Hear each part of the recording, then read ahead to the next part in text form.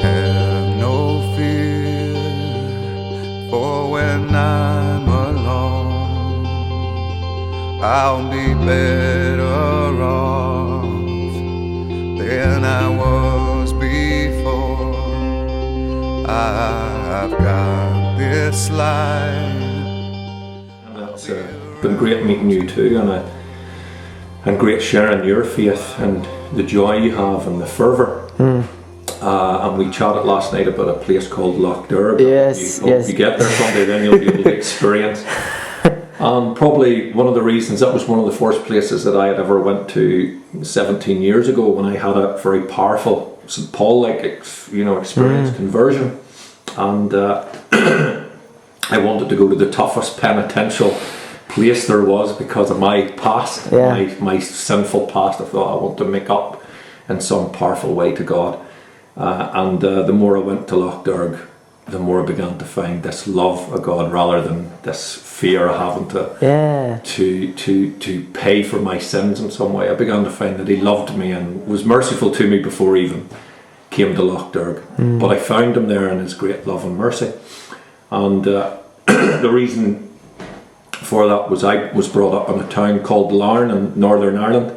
And I'm sure many people know of the Troubles, what we called the Troubles, or the war that was in the north at the time. And I came from Larne, which was a very anti-Catholic town, what we would call loyalists, who were loyal to the crown, were loyal to the Queen, loyal to Protestantism. And there was a phrase used many years ago from a politician in Belfast she says, "Hang your head low like a Larne Catholic." And I came from a very tough family, builders, and very tough and very Catholic. And I certainly wasn't going to hang my head low like any Larne Catholic. And I fought my way. I had to fight my way very toughly in those days. We couldn't go out the door unless there was a gang. And I was a leader of a gang. And people were being shot and killed at that time for just being Catholic. And people were being shot and killed in our town. And gangs were, we would meet gangs of these loyalists because the Catholic was a minority in the town. And I learned to have to be very tough. And my grandmother was a very holy woman who prayed and was praying the rosary one night when her own son, my uncle, was shot just outside her door. And the great faith of this woman, her own family at that time were questioning, about this faith that she had and this trust in God. And my father had been drinking very heavily at that time. He was a very tough man. He had been early days he had been a minder. Barney Eastwood, the great boxing promoter of Barry McGuigan and Dave Boy Macaulay. Barney Eastwood had asked my father in the early days to help him mind when he used to collect his money. And he asked the father, before the guns and that came, he needed someone tough to go with him. And that was the sort of man that I was brought up with, but a man of great faith, great strength. But he had started drinking and become very alcoholically drinking. And my grandmother prayed. And my aunts told me that before she died, my grandmother said that there'll come a day the drink will never touch his lips. And my father, when she died, stopped drinking and the drink never touched his lips. And she made prophetic things that came true because of her great faith and her trust in her God and her Blessed Mother. So when I saw my father's faith when he was dying of motor neuron disease, I had been very tough. I wanted to be like him. I wanted to fight and all the tough things that go with that. And we watch Hollywood and we watch these tough guys and we want to be like that.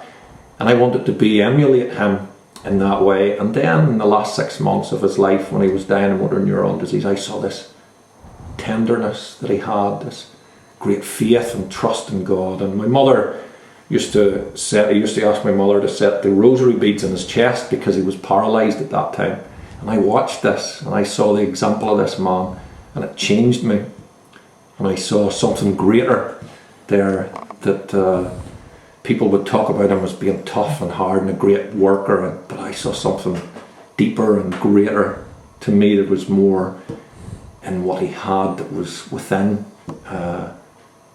impressed me that I was able to change and return. 6 months of my life I got on the best with him. Me and him, the only time we could really speak to each other and enjoy each other's company was when we talked about the faith, and we identified so much with each other. And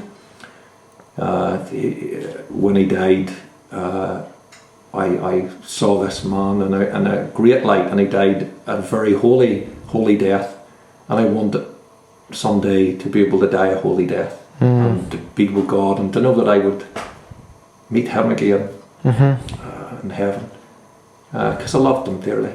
And that breaks my heart when I see that, but there's a joy too, you know, we lose loved ones, and but there's the joy too that we'll see them again in heaven. And through that power, and I'll finish, you know, that what I found was, in my family we were brought up in that where, let's say, it would be outside the holy. We were tough and proud and done the things that maybe St. Matthew would know more about, you know, in his time.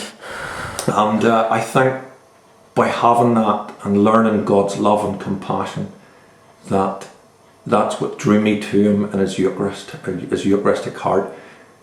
And John Paul, the great John Paul II, said once, and I'd never ever forgot it, I experienced, he said, and I went and done what he said. He said, within the heart of every human being lies the seed of truth. And he was quoting Aristotle.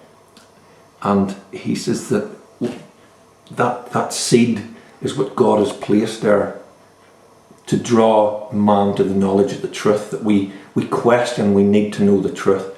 And he says Jesus is the truth. Jesus came to say, I am the truth. And we as a Catholic know Jesus also, that he is also in the Blessed Sacrament. That the same truth lies within the Blessed Sacrament. And he says, when you allow Jesus to touch you at the deepest level of your being, he then will send you to people who need to be touched at their deepest level. And he says that everything then, alcoholism, drug addiction, is superficial compared to the depth of that seed.